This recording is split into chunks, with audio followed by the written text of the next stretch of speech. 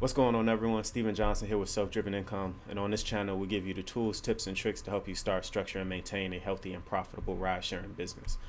Having said that, I need everyone to know I am not some financial guru. I am not some king of ride-sharing. I'm a guy who is interested in the service, sees the potential for it, and if I'm going to do it, I want to be creative with it and have fun with it, and creating these videos is a way for me to do that.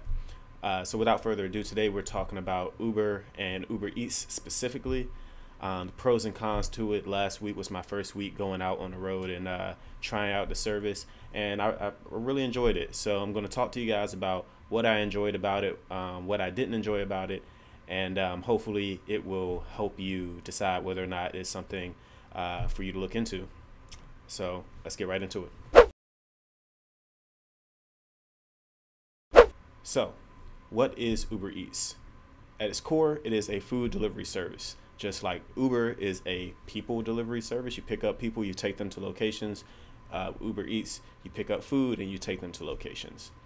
Why did I decide to try out uberEATS?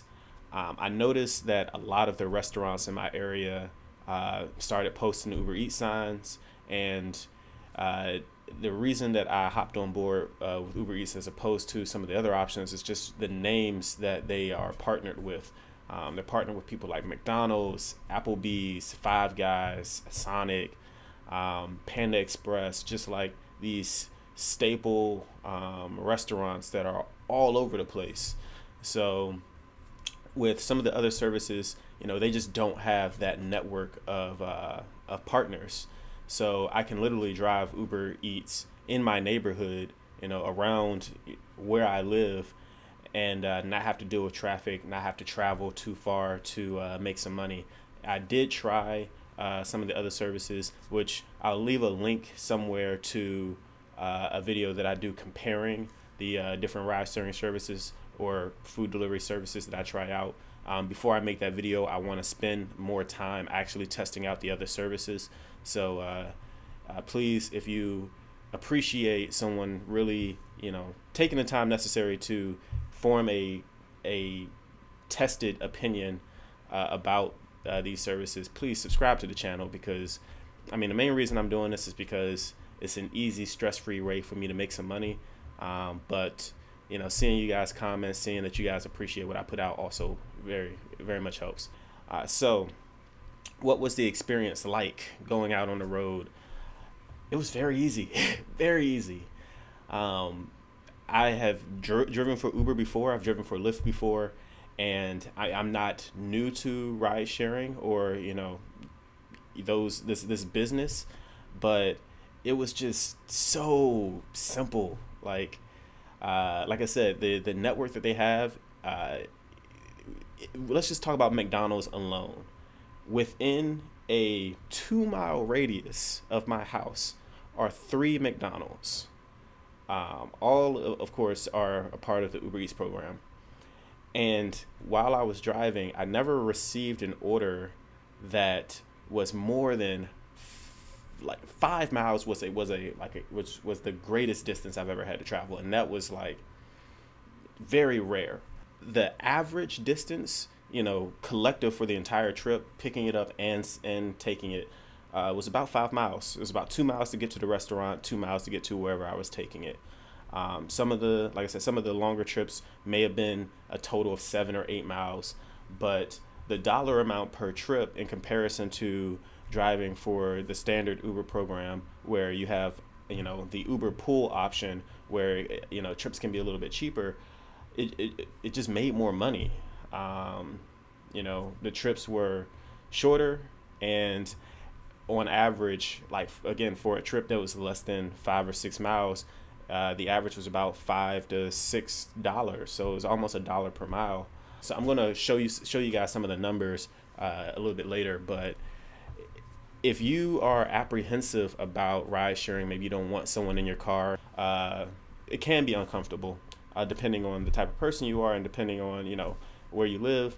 There are several factors that play into it, but at its core, you going to a random location to pick up a stranger and take them somewhere else, that can be uncomfortable for some people. But this is just food. Like, you're literally going to a restaurant like you ordinarily would. And I think that's the beauty of it, is you walk in and, you know, you just feel like you're going to McDonald's. The only difference is you don't have to wait in line to place an order. They already have the bag prepared for you with the sticker that says delivery, and you just show them your phone and they're like, here you go. And then you walk out and then you take the food to someone. And in terms of like the experiences, you know, with interacting with the people you're delivering the food to, it's almost always positive. You're bringing them food. Like, they're happy to see you every time. It's like, yes, it's finally here. So I haven't experienced any negatives so far. I mean, the only negatives would be negatives with the job itself. Like, if you don't like being in a car for several hours, then it might not be something you want to look into. But everything that I experienced was just positive. Even in terms of the expenses. For the amount of time that I did about 24 hours, and that was just over the course of 2 days. So I drove for Friday and I drove for Thursday. So now I maxed out those days. I did about 12 hours per day, which is something that works for me. It may not work for you. I do encourage that if you decide to participate in a program, that you commit at least 6 or 7 hours to a day, just so you can really see the type of income you can make. Because if you're only out there for 2 or 3 hours, you're only going to make maybe like $15 to $25 maybe. And, you know, putting in 2 or 3 hours of driving consistently, especially if you're not used to this type of program or used to this type of service, may seem a little intimidating. But once you put in those real hours, and I'm going to talk about the numbers for you guys, just to, you know, let you guys know, I made over $500 in 2 days driving, you know, just delivering food. And I'm gonna break it down and show you guys, you know, like how that happened. I spent less on gas than I would have if I were driving for the actual, you know, Ubering program. Because the trips are so short, and because I got to stay local and I didn't do much highway driving, it's really just me going around the neighborhood. I only spent $35 over the course of 2 days on gas. I'm not sure how many miles I did. I didn't really keep track of that, but, you know, $35 in gas to make $500 in profit, I'll take that. Especially when it was a stress-free service. And that's the thing that I cannot stress enough is that, no, this is not some gig where you're going to get rich quick. It's not something that is going to replace your primary job. But if you are looking for a stress-free way to make a reasonable income on the side, you know, people talk about, oh, Uber needs to pay more, or like the pay scale is flawed. Look, this is a service that all you need is a valid driver's license and a clean driving record to sign up for. Like, you don't need a college degree. You don't need to, hell, you don't even have to know how to read. Well, you might need to, so, you know, so you can know what you're doing in the app. But the barrier to entry is so low. You can't expect the world. I think people are just, they want too much, and I accept the program for what it is, and I use it to my advantage when it is applicable. So if you come into it with that mindset, I'm sure you're going to have a good time. You're going to enjoy yourself. And you're going to make a decent amount of money. But let's go over the hard numbers and explain how I was able to make over $500 in the course of just 2 days. So first and foremost, I specifically drove to complete quests. If you're unfamiliar with what quests are, they are incentives to do X amount of rides in a given time window. They normally have a quest during the week and a quest on the weekends. So between Friday and Sunday, there'll be a quest, and between Monday and Thursday, there'll be a quest. So the quest for last week, Thursday, was to do 18 rides, and the payout was an additional, on top of what you already would make from doing the 18 rides, an additional $60. So after completing 18 rides, I had made around $120.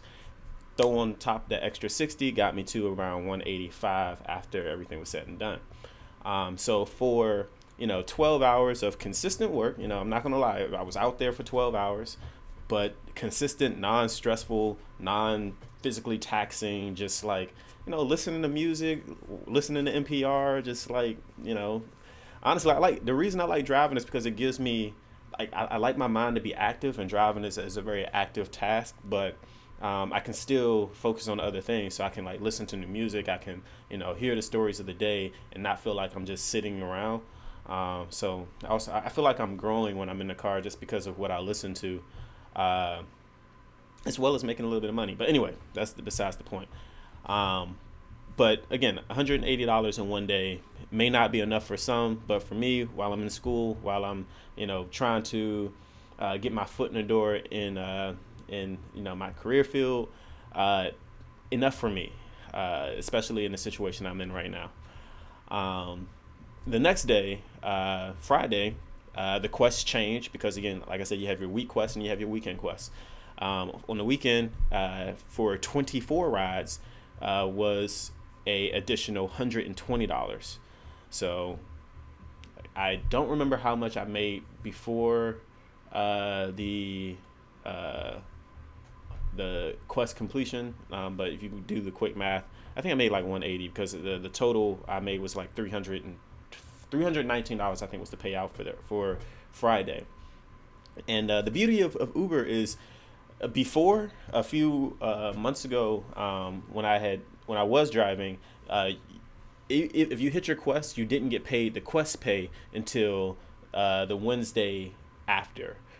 So your quests would add up, and then you got paid out the Wednesday after. But now the way it works is you can cash out immediately your quest pay on top of your regular pay. So if you make that money that day, within seconds, all you gotta do is hit cash out, and it will be deposited into your bank account. And the only thing that you pay is a 50-cent charge for cashing out early. That is beautiful. So to give you guys some rough numbers, in 2 days, Thursday and Friday, I did 24 hours on the road, right? So 24 hours, if you remove the quest pay, so let's say I didn't make the extra $180 that I got from the quest, I did 44 trips at 24 hours. So basically 2 trips per hour. Hold on, no.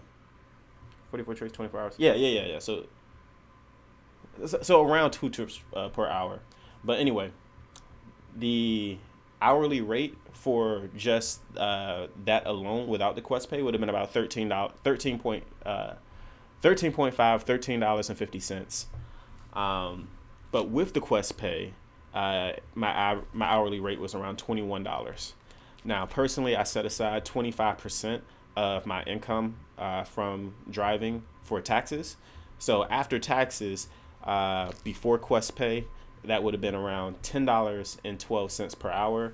After quest pay, that would have been around $15.75 per hour. Again, for a job that I didn't have to interview for a job that is completely stress-free, and a job that I can do on my own time when I decide, and I can do it all day if that works for me, if it fits my schedule. To me, that's reasonable. And all I did was pay $35 in gas. Now, of course, there are other fees that come into it. You have to have a cell phone, which is tax deductible up to 40% of your cell phone usage. Of course, I have to consider the wear and tear on my car, which isn't that great. Consider I'm only driving on local neighborhood streets. Of course, I have to consider the time commitment. But again, I'm okay with that. There are things that you have to take into account with this, but this is Uber. It's not a job. It's a side hustle. So for a side hustle, I think it's reasonable. I enjoyed it, and I'm going to continue to do it. And I'm going to continue to make videos like this promoting it, because I think that regardless of who you are, where you live, or what your income situation is like, if you're looking for some side money, if $500 in 2 days sounds reasonable to you, and you don't mind actually working for it, I mean, there are ways that you can make passive income online, you know, doing nothing. There's a lot of people who've done it, and there's a lot of people who continue to do it. But if you actually do enjoy putting in some time, putting in some effort, and getting something out of it, you know, this is a way you can do it. Now, I'm also going to talk about what I do on this channel to make some passive income for myself as I develop that. But again, I'm not a financial guru. I'm not someone who has done this for, you know, years and years. I'm someone who's learning how to do it now and wants to show other people how to do it themselves. So if you're interested in that type of content, if you're interested, if you appreciate the information that I brought you today, please remember to hit that subscribe button, like this video, and check out my other videos. I'm going to be making some more about you know, the rider experience. I plan on doing interviews with some of the local privately owned restaurants in the area who participate in the uberEATS program, just because one of the reasons I really enjoy you know, participating in this is because it is, if you can say one thing about Uber, is that they have been extremely disruptive in several different industries. You know, they took something like, you know, the taxi industry, flipped it on its head, and empowered regular people to make, you know, income on their own time.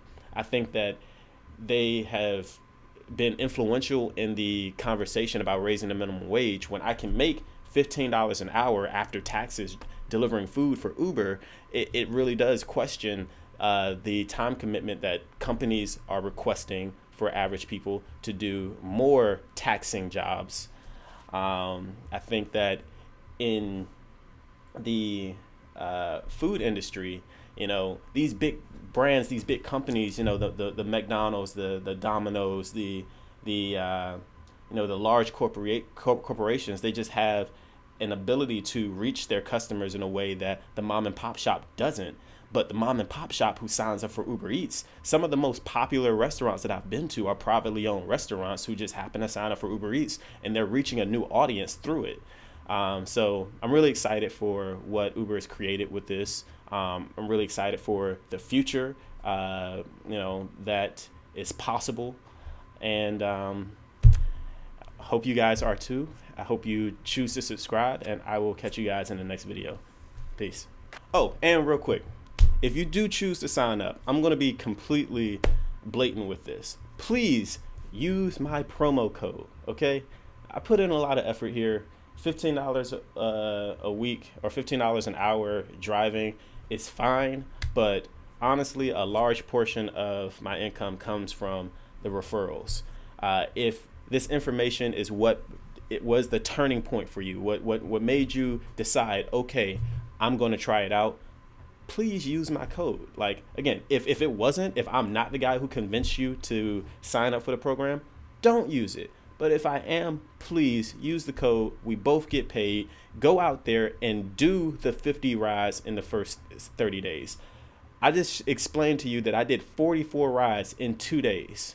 Uber gives you a month to do 50 rides, and they give you what, $325, something. They give you some amount of money that is literally free money. If for nothing else, if you don't stick with the service, just signing up for it to get that quick cash, like seriously, if next week you got to pay your rent, or you want to go on vacation, or you want to do something where you could use some extra cash real quick, I guarantee you, if you go out there and you do 50 rides.